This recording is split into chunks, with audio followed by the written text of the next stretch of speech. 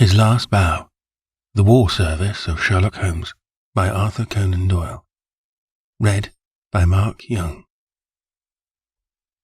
It was 9 o'clock at night upon the 2nd of August, the most terrible August in the history of the world. One might have thought already that God's curse hung heavy over a degenerate world, for there was an awesome hush and a feeling of vague expectancy in the sultry and stagnant air. The sun had long set, but one blood-red gash, like an open wound, lay low in the distant west. Above, the stars were shining brightly, and below, the lights of the shipping glimmered in the bay. The two famous Germans stood beside the stone parapet of the garden walk, with the long, low, heavily gabled house behind them, and they looked down upon the broad sweep of the beach at the foot of the great chalk cliff, in which von Bork, like some wandering eagle, had perched himself 4 years before. They stood with their heads close together, talking in low, confidential tones. From below, the two glowing ends of their cigars might have been the smouldering eyes of some malignant fiend looking down in the darkness. A remarkable man, this von Bork, a man who could hardly be matched among all the devoted agents of the Kaiser. It was his talents which had first recommended him for the English mission, the most important mission of all. But since he had taken it over, those talents had become more and more manifest to the half-dozen people in the world who were really in touch with the truth. One of these was his present companion, Baron von Herling, the chief secretary of the legation, whose huge 100-horsepower Benz car was blocking the country lane as it waited to waft its owner back to London. "So far as I can judge the trend of events, you will probably be back in Berlin within a week," the secretary was saying. "When you get there, my dear von Bork, I think you will be surprised at the welcome you will receive. I happen to know what is thought in the highest quarters of your work in this country."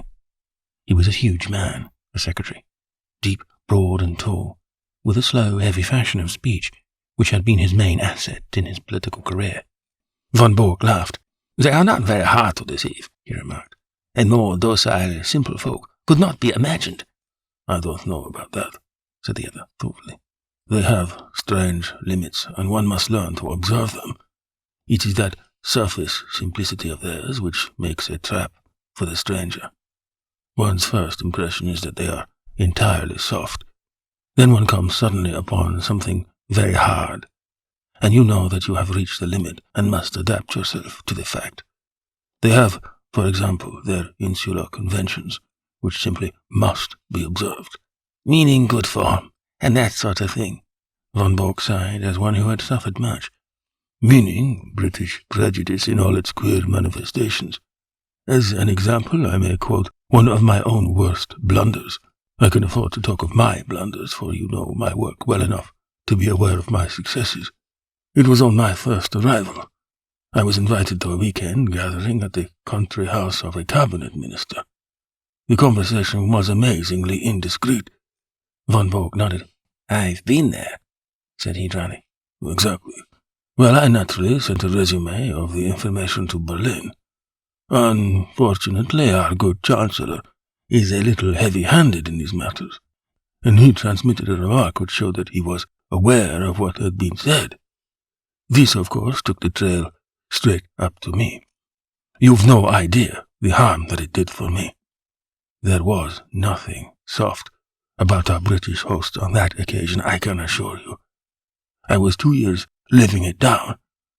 Now you, with this sporting pose of yours—" No, I don't call it a pose. A pose is an artificial thing. This is quite natural. I am a born sportsman. I enjoy it." "Well, that makes it the more effective. You yacht against them, you hunt with them, you play polo, you match them in every game, your foreign hand takes the prize at Olympia. I have even heard that you go to the length of boxing with the young officers. What is the result? Nobody takes you seriously. You are a good old sport, quite a decent fellow for a German. A hard-drinking nightclub, knockabout town, devil-may-care young fellow. And all the time this quiet country house of yours is the centre of half the mischief in England, and the sporting squire the most astute Secret Service man in Europe. Genius, my dear von Bork, genius. You flatter me, Baron, but certainly I may claim my 4 years in this country have not been unproductive. I've never shown you my little store. Would you mind stepping in for a moment? The door of the study opened straight onto the terrace. Von Bork pushed it back, and leading the way, he clicked the switch of the electric light. He then closed the door behind the bulky form which followed him, and carefully adjusted the heavy curtain over the latticed window. Only when all these precautions had been taken and tested, did he turn his sunburned aquiline face to his guest. "Some of my papers have gone," said he.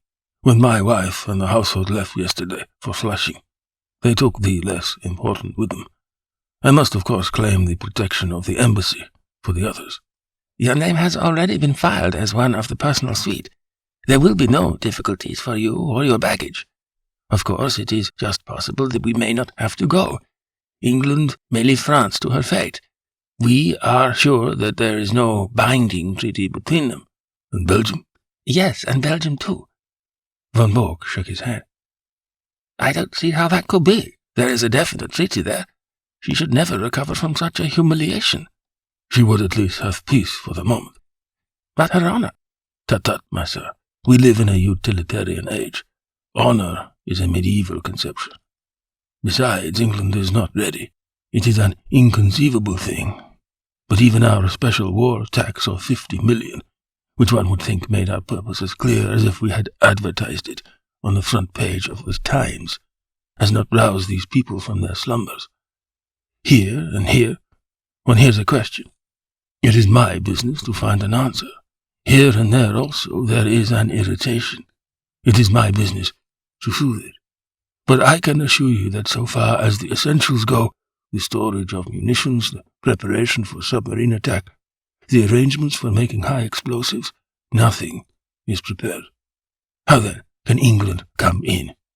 Especially when we have stirred her up such a devil's brew of Irish civil war, window-breaking furies, and God knows what to keep her thoughts at home. She must think of her future." "That is another matter. I fancy that in the future we have our own very definite plans about England, and that your information will be very vital to us. It is today or tomorrow with Mr. John Bull. If he prefers today, we are perfectly ready. If it is tomorrow, we shall be more ready still. I should think that it would be wiser to fight with allies than without them, and that is their own affair. This week is their week of destiny. But you were speaking of your papers." He sat in the armchair, with the light shining upon his broad, bald head, while he puffed sedately at his cigar. The large oak-panelled, book-lined room had a curtain hung in the further corner. When this was drawn, it disclosed a large brass-bound safe. Von Bork detached a small key from his watch-chain, and after some considerable manipulation of the lock, he swung open the heavy door. Look, he said, standing there with a wave of his hand. The light shone vividly into the open safe, and the secretary of the embassy gazed with an absorbed interest at the rows of stuffed pigeonholes with which it was furnished. Each pigeonhole had its label, and his eyes, as he glanced along them, read a long series of such titles as Fords, Harbour Defences, Aeroplanes, Ireland, Egypt, Portsmouth Forts, Channel, Rosyth, and a score of others. Each compartment was bristling with papers and plans. "Colossal," said the secretary. Putting down his cigar, he softly clapped his fat hands. "And all in 4 years, Baron. Not such a bad show for the hard-drinking, hard-riding country squire. But the gem of my collection is coming, and there is the setting all ready for it." He pointed to a space over which Naval Signals was printed. "But you have a good dossier here already." "Out of date and waste paper. The Admiralty in some way got the alarm, and every code has been changed. It was a blow, Baron, the worst setback in my whole campaign. Well, thanks to my checkbook and the good Altamont, all will be well tonight." The Baron looked at his watch and gave a guttural exclamation of disappointment. "Well, I really can wait no longer. You can imagine that things are moving at present in Carlton Terrace, and that we have all to be at our posts. I had hoped to be able to bring news of your great coup. Did Altamont name no hour?" Von Bork pushed over a telegram. "Will come without fail tonight, and bring new sparking plugs. Altamont." Sparking plugs, eh? You see, he poses as a motor expert, and I keep a full garage. In our code, everything likely to come up is named after some spare part.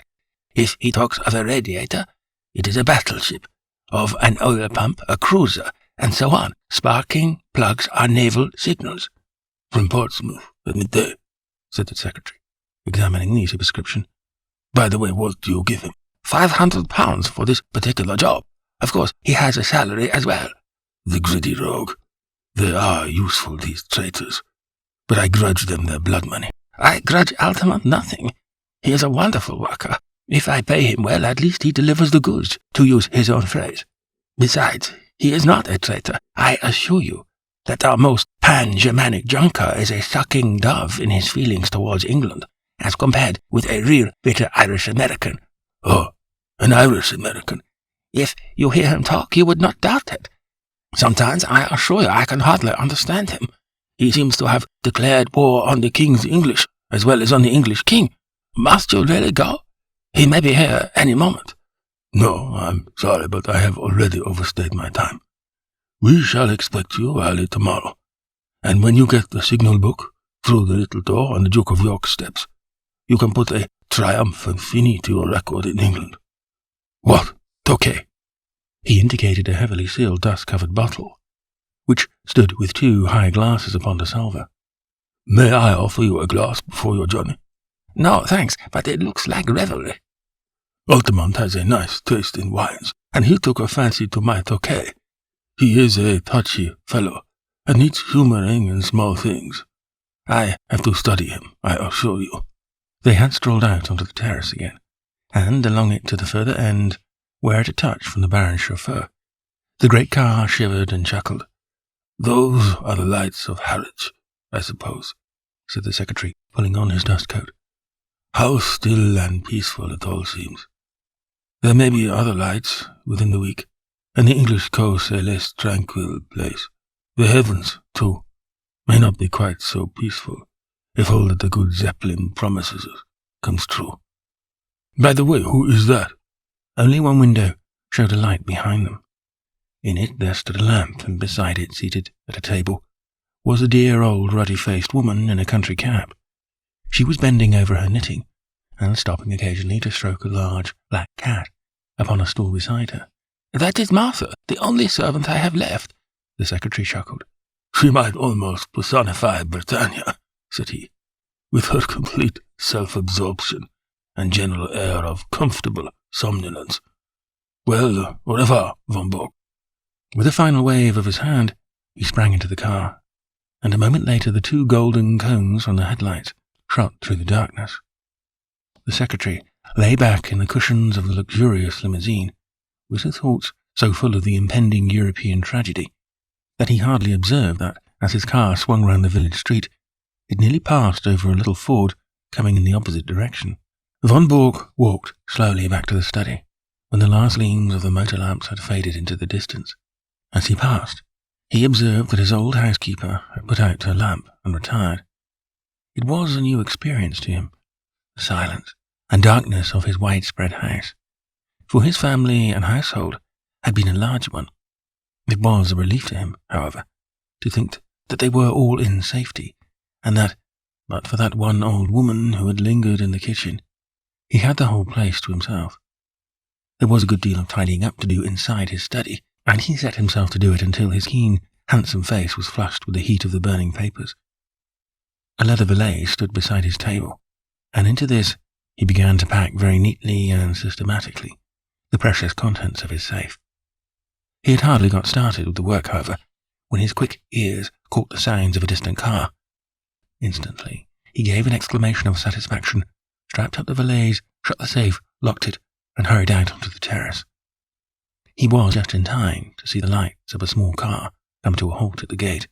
A passenger sprang out of it and advanced swiftly towards him, while the chauffeur, a heavily built, elderly man with the grey moustache, settled down like one who resigns himself to a long vigil. "Well?" asked Von Bork eagerly, running forward to meet his visitor. For answer, The man waved a small brown paper parcel triumphantly above his head. "You can give me the glad hand tonight, mister," he cried. "I'm bringing home the bacon at last. The signals, same as I said in my cable. Every last one of them. Semaphore, lamp code, Marconi. A copy, mind you, not the original. That was too dangerous. But it's the real goods, and you can lay to that." He slapped the German upon the shoulder, with a rough familiarity from which the other winced. "Come in," he said. "I'm all alone in the house. I was only waiting for this. Of course, a copy is better than the original. If an original were missing, they would change the whole thing. You think it's all safe about the copy?" The Irish-American had entered the study, and stretched his long limbs from the armchair. He was a tall, gaunt man of 60, with clear-cut features and a small goatee beard, which gave him a general resemblance to the caricatures of Uncle Sam. A half-smoked, sodden cigar hung from the corner of his mouth, and as he sat down he struck a match and relit it. "Making ready for a move?" he remarked as he looked around him. "Say, mister," he added, as his eyes fell upon the safe, from which the curtain was now removed, "you don't tell me you keep your papers in that?" "Why not?" "Gosh, in a wide-open contraption like that, and they reckon you to be some spy? Why, a Yankee crook will be into that with a can-opener. If I'd known that any letter of mine was going to lie loose in a thing like that, I'd have been a mug to write to you at all." "It would puzzle any crook to force that safe," Von Bork answered. "You won't cut the metal with any tool."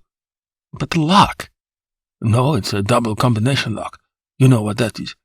"Search me," said the American.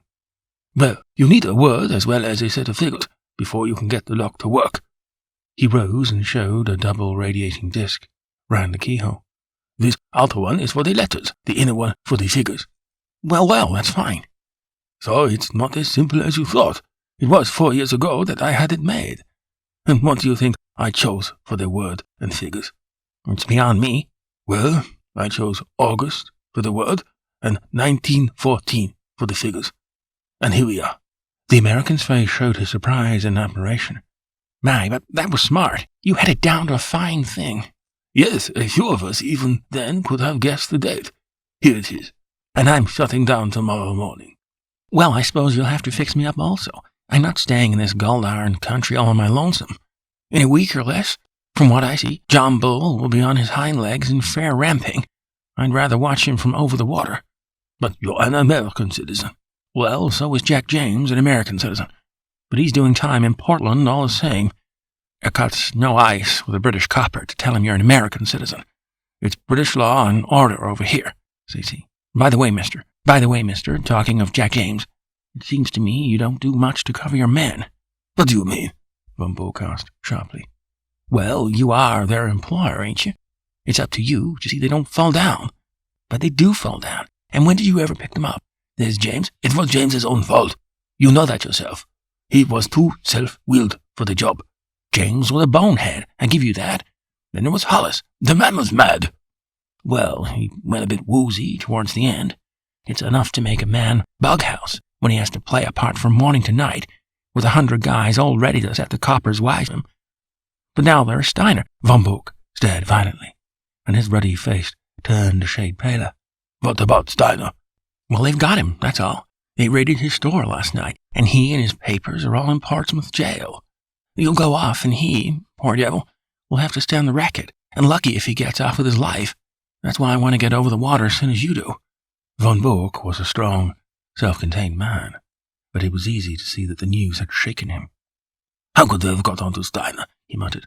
"That's the worst blow yet." "Well, you nearly had a worse one, for I believe they're not far off me." "You don't mean that?"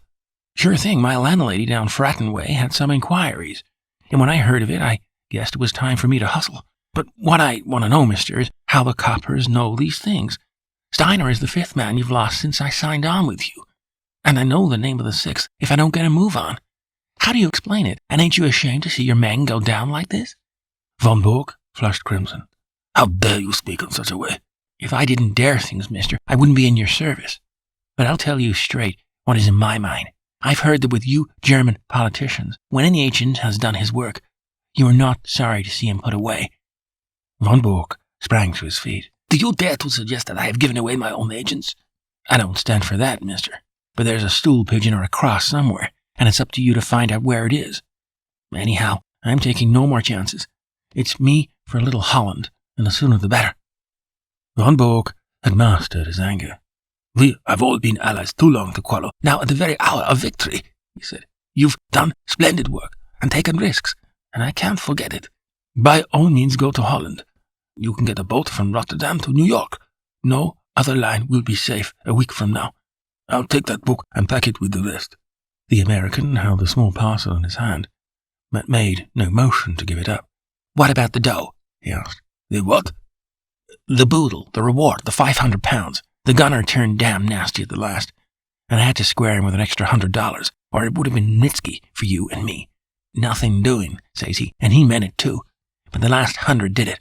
It cost me £200 from first to last, so it isn't likely I'd give it up without getting my wad.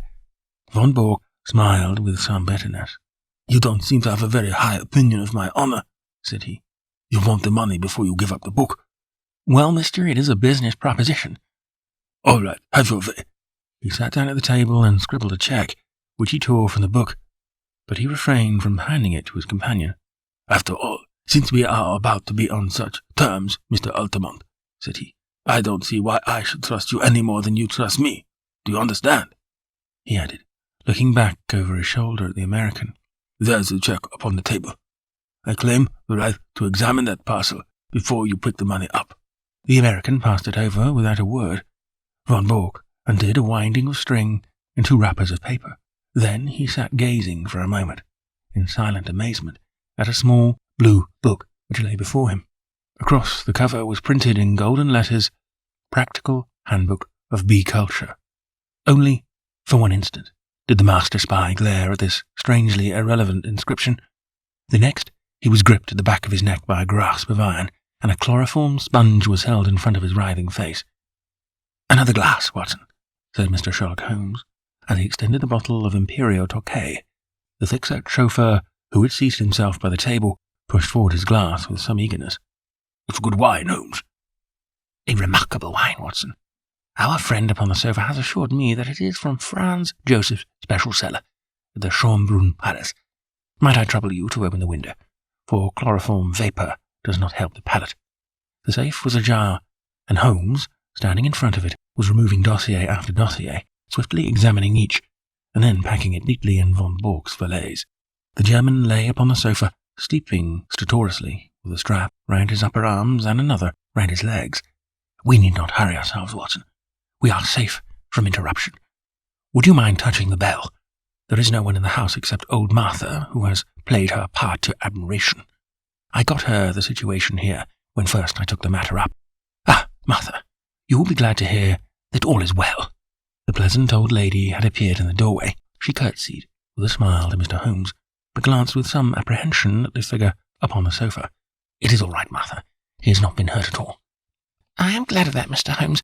According to his lights, he has been a kind master. He wanted me to go with his wife to Germany yesterday, but that would hardly have suited your plans, would it, sir?" "No, indeed, Martha. So long as you were here, I was easy in my mind. We waited some time for your signal tonight." "It was the secretary, sir." "I know. His car passed ours." "I thought he would never go. I knew that it would not suit your plans, sir, to find him here." "No, indeed. Well, it only meant that we waited half an hour or so until I saw your lamp go out. I knew that the coast was clear. You can report to me tomorrow in London, Martha, at Claridge's Hotel." "Very good, sir." "I suppose you have everything ready to leave?" "Yes, sir. He posted 7 letters today. I have the addresses as usual." "Very good, Martha. I will look into them tomorrow. Good night.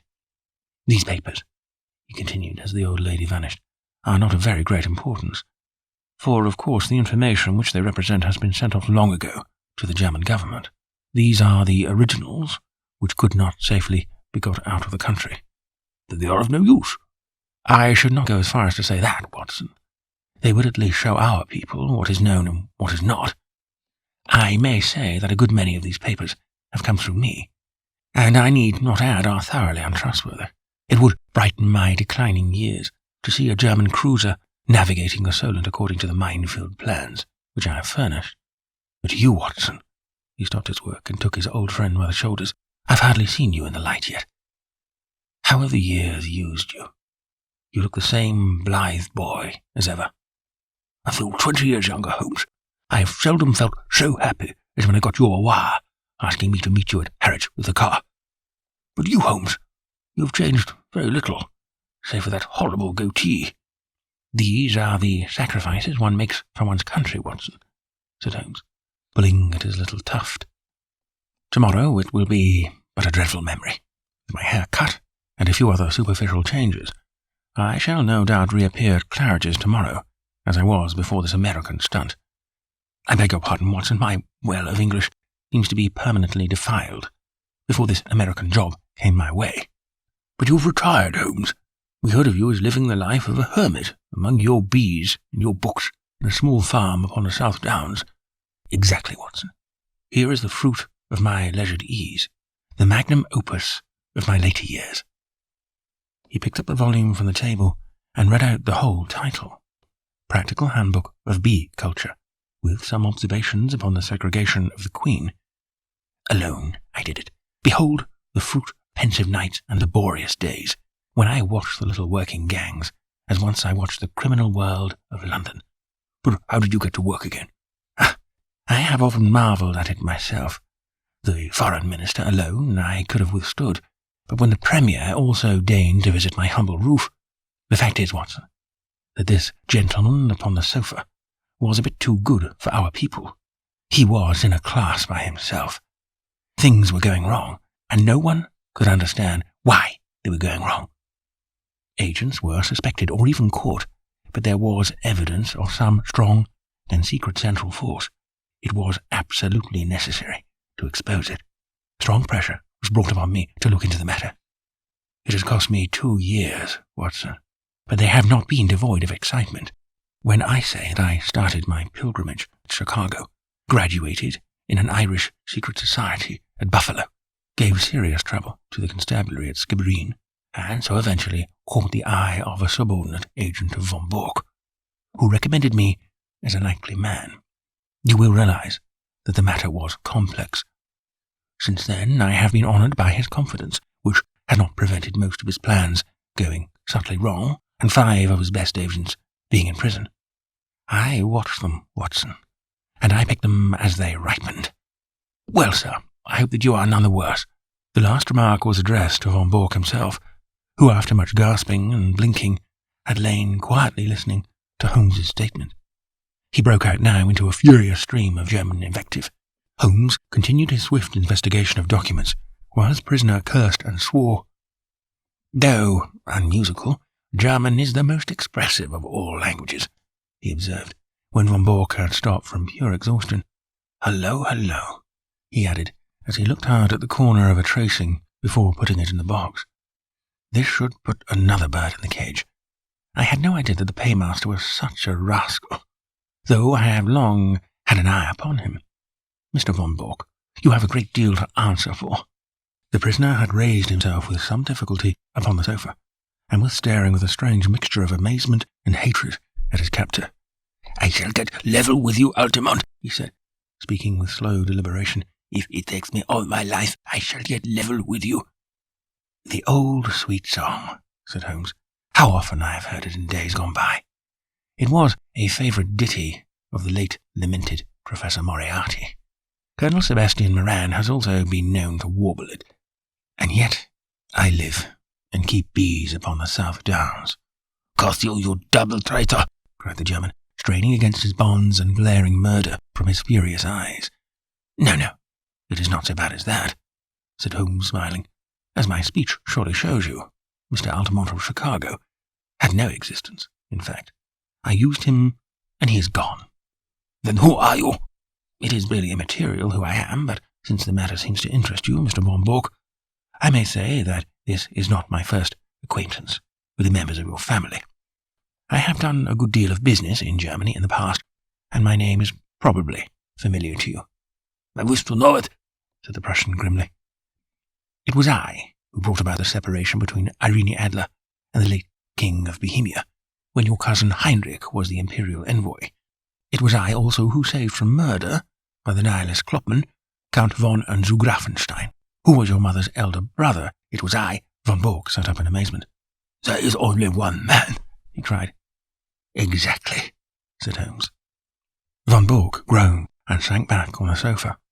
And most of that information came through you, he cried. What is it worth?